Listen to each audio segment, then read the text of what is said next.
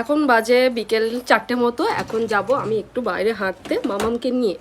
তো স্নান করেছি আজকে একটু বেলাতে, তাই সিঁদুর পরিনি। এখন একটু এই যে সিঁদুরটা পরে নেবো, নিয়ে তারপর বাইরে যাবো। হাঁটতে যাবো, ঘুম থেকে উঠলেই আর একটা সেকেন্ডও ঘরেতে থাকবে না, ওর রাস্তায় নিয়ে যেতে হবে। আমি রেডি, তাই যে পরে নিয়েছি সিঁদুর। সিঁদুর পরলে মুখটা একদম বদলে যায়, তাই না বাবা?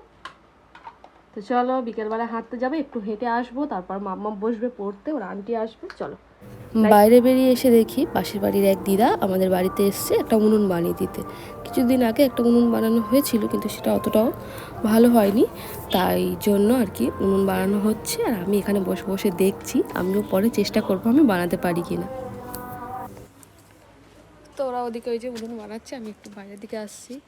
আর মাম্মামের যেহেতু আন্টি এসছে, ওই জন্য মাম্মাম আর আসতে পারলো না, আমি বাইরের দিকে এসছি। একটা জিনিস তোমাদেরকে দেখাই, দাঁড়াও। আমাদের পাশের বাড়ি একটা জামরুল গাছে কত পরিমাণে যে জামরুল হয়ে আছে, সেটাই তোমাদেরকে একবার দেখাবো, দাঁড়াও। এই যে এই গাছটা দেখতে পাচ্ছ, বাড়ির একটা কোনায় গাছটা আর কি পড়ে আছে। এই যে গাছটা দেখতে পাচ্ছ, বাড়ির একটা কোনায় হয়েছে গাছটা। আর অযত্নে কতটা সুন্দর ফল ফুল দুটোই দিচ্ছে।